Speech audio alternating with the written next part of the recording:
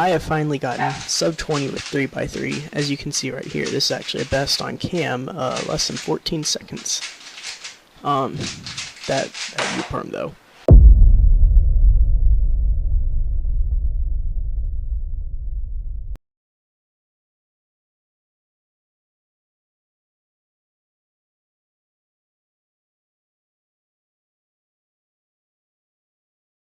Hey, it's Phil again. The video you just saw was an unlisted video I have on my channel from August 2015. I was 16 years old at the time, and I was really happy about becoming sub 20 in the Rubik's Cube 3x3 speed solving. It has been 8.5 years since I made that video, which is absolutely unreal to think about. But in the meantime, you know, I've explored with a lot of other hobbies. Since I made that video, I went to college, I went to grad school, I moved out, went through several relationships, got a job, and you know, recently I felt a pull back to doing speed solving. Now, I made that video in 2015, but I've been solving Rubik's Cubes going back to, you know, 2011, 2012. It's been over 10 years, over half my life of me, you know, solving these little puzzles, and that's crazy to think about. So yeah, I felt a pull, and I'm back. Do I expect to get sub 20 again? I hope so. I've been practicing. I just got an average of 100 tonight.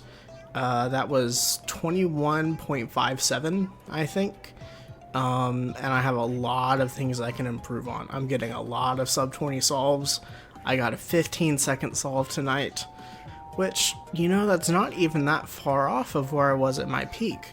And, you know, of course I've had to de-rest. My first couple days I was solving 25s, 24s, and that was still, you know, I would do the occasional average of 5, maybe like once a year. But yeah, I'm getting back at it. Pyraminx, I'm averaging what I was before. 2x2, I'm averaging what I was before. Scube, I haven't really de-rested Scube, let's be honest. But I have a competition coming up next month. It is the first competition that I've gone to since 2017. It has been 6.5 years since I went to my last competition. And I'm very excited to be able to go to this one, and I really want to do everything that I can to be in the best shape possible and to go there and really knock it out of the park. I'm not really setting any concrete goals. Like, it would be nice to have a competition sub 20 average of 5. Do I think that's realistically going to happen with nerves and all the luck that's involved, at least with how I've been solving right now? I don't know. The competition actually is not gonna have 2x2, so you know, I've done a lot of effort with de-resting 2x2, and you know, I can solve 2x2 pretty fast now. Yeah, like, you know, 2x2 is great. Wish I could compete in 2x2, but the categories are going to be 3x3, 3x3 one-handed, and, of course, Pyraminx. So I got a new Pyraminx today, and I'm learning L4E right now, because I want to be in tip-top shape. Now, since I made that video, At the end of the video, I listed off a bunch of algorithm sets that I wanted to learn, which included finish learning PLL, because believe it or not, I still don't know full PLL. Despite having average sub 20 in the past, I just did 2-look PLL sometimes.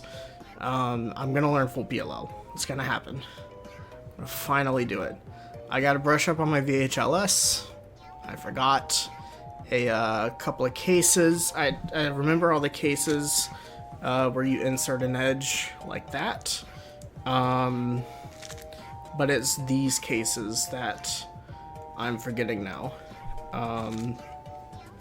So I gotta brush up on those.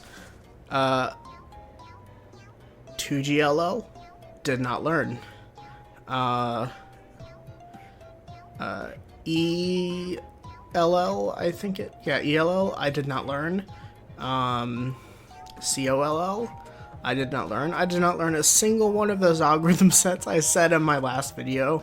Because let's be honest, I hate learning algorithms. I hate learning algorithms. It's the bane of my existence. I would much rather just do everything intuitively. There's a big weakness of mine. I prefer just sitting down and doing averages all day. Just solving the puzzle over and over again. It pains me to sit down and actually have to grind out like a specific portion of the solve. Like the Pyraminx, I was practicing L4E today because I'm doing actually intuitive L4E because I don't want to learn algorithms. But even just sitting down and not even doing full solves, just using CS timer to scramble for an L4E case and solving that. I was like, oh, I wish I was doing full solves right now, you know? So, what's going to happen with speedrunning? Speedrunning, I'm putting that on the back burner for now. I might come back in the future. I am going to be going to PACE. So if you're going to PACE, make sure to come and say hi, because I would love to be able to see you. But as far as actually running games like Super Mario 64 or Mario Kart, it is too big of a time sink right now with my full-time job. And also, Mario 64 makes me so incredibly angry. I love Mario 64, and I really love the speedrunning community, but I just can't run the game, because it makes me way too angry. Like, I'll get burned in Dark World before I can even get the first red. I'll scream and I'll spike my controller. It's not healthy. And cubing, it's much easier to have a good mindset about cubing because I've been doing it for over half my life. I only did my first Mario 64 speedrun like 3 years ago. I've been doing this for over a decade, so it's much easier to have a good mindset about that. You know, you have a bad solve. To me, it never feels unfair. Like, I have a bad solve. I know what I did wrong. I know it's my fault. I know I need to improve. Mario 64, you go for LBLJ and you clip out of the pillar for the 5th run in the row. You can't get to Dark World. You're screaming internally. It doesn't feel fair sometimes. And I know I actually made the meme on Twitter. It was like, it was a picture of someone falling in Dark World, and the caption was, speedrunners be like, man, that was so unlucky. My brother in Christ, you did the inputs. It's true, but it doesn't feel that way. So I'm taking an indefinite pause from speedrunning. I'm going to still be in the community. I'm still going to be hanging around with all you wonderful people, but I will not be doing runs. And this is my formal retirement from speedrunning. I've said I was retired before. I've told people that I've quit speedrunning, and I have. I have not booted up my Nintendo 64 in months. When was the last time you saw a Mario 64 video on my YouTube channel? that's probably the last time I booted up the console. So this channel is going to pivot back to speed cubing a little bit. I might use it to post some highlights from my Twitch stream. I am streaming a lot more on Twitch now. So if you're interested to see some of my solves or come talk to me, I got a pretty small Twitch stream. Come by twitch.tv/insertpie. Drop a follow. I'm going to be streaming over there. And I'm probably just going to use the YouTube channel for highlights. And that's about it. You may be asking yourself, Phil, why are you making this kind of video when you have like 100 subscribers? Who is actually going to click on this and care? And the answer is I wanted to. This is my YouTube channel. How dare you ask me such an insulting question? I just wanted to let people know what the channel is going up to. I'm going to actually link the video that I clipped. It's unlisted. I'm going to link it in the description.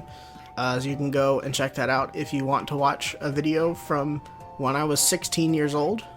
I'm 24 now, by the way. That's crazy. You can go check that out. I might also make some of my older videos public again. I know this channel has been through a lot of phases. It started out as cubing, then I went to Osu, then I went to speedrunning. It's probably going to pivot back to cubing. That's the nature of this YouTube channel. I post whatever the hell I'm interested in. I had a chess sprint for a little while. I was playing a little bit of chess. If I'd got more into it, I probably would have posted chess games, to be honest. I might still do that. That's a good idea. But yeah, in conclusion, we're pivoting back to cubing. I'm preparing for my first tournament in over 6 years. And I'm going to PACE, so come see me there. Thank you so much for watching. Yeah, follow me on Twitch. I'll be live over there. Bye!